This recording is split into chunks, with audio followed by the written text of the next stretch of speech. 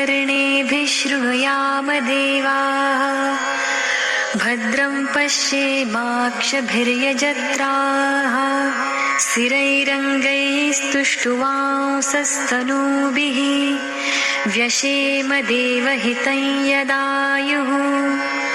ॐ स्वस्ति न इन्द्रो वृद्धश्रवाः स्वस्ति नः पूषा विश्ववेदाः स्वस्ति नस्तार्क्ष्यो अरिष्टनेमिः स्वस्ति नो बृहस्पतिर्दधातु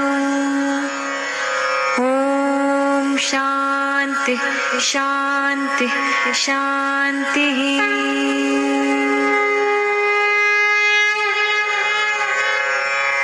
ॐ नमस्ते गणपतये त्वमेव प्रत्यक्षं तत्त्वमसि त्वमेव केवलं कर्तासि त्वमेव केवलं धर्तासि त्वमेव केवलं हर्तासि त्वमेव सर्वं खल्विदं ब्रह्मासि त्वं साक्षादात्मासि नित्यं ऋतं वच्मि सत्यं वच्मि अवत्वं माम् अववक्तारम् अवश्रोतारम् अवदातारम् अवधातारम् अवानुचानमवशिष्यम्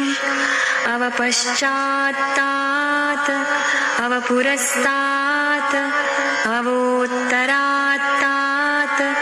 अवदक्षिणात्तात् अवचोर्ध्वात्तात् अवाधरात्तात्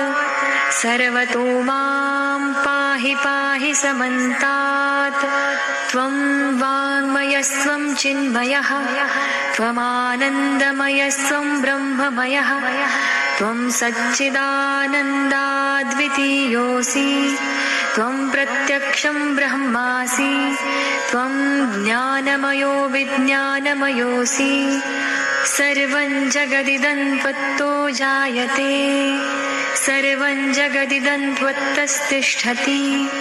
सर्वं जगदिदं त्वयि लयमेष्यति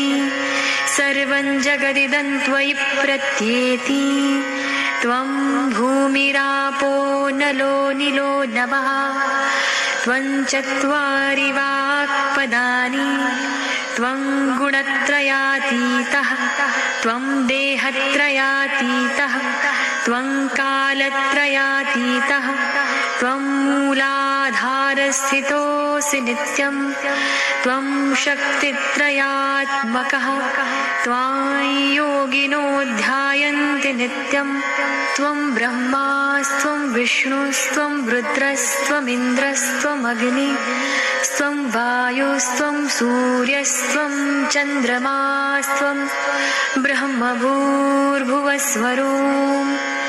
गणादिं पूर्वमुच्चार्य वर्णादिं तदनन्तरम् अनुस्वारः परतरः अर्धेन्दुलसितं तारेण रुद्धम् एतत्तव मनुस्वरूपं गकारः पूर्वरूपम् अकारो मध्यमरूपम् अनुस्वारश्चान्त्यरूपम् बिन्दुरुत्तररूपम् नादसन्धानं संहिता सन्धिः सैषा गणेशविद्या गणकऋषिः निःसृद्गायत्री छन्दः गणपतिर्देवता ॐ गं गणपतये नमः एकदन्ताय विद्महे वक्रतुण्डाय धीमहि तन्नो दन्तिः प्रचोदयात् एकदन्तं चतुर्हस्तं पाशमङ्कुशधारिणं हृदं च वरदं हस्तैर्बिभ्राणं मूषकध्वजं रक्तल्लम्बोदरं शूर्पकर्णकं रक्तवाससं रक्तगन्धानुलिप्ताङ्गं रक्तपुष्पैः सुपूजितं भक्तानुकम्पिनं देवं जगत्कारणमच्युतम् आविर्भूतं च सृष्ट्यादौ प्रकृते पुरुषात् परं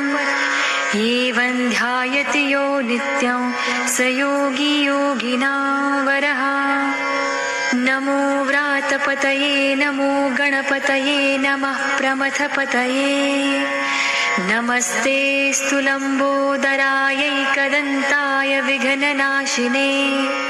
शिवसुताय श्रीवरदमूर्तये नमो नमः।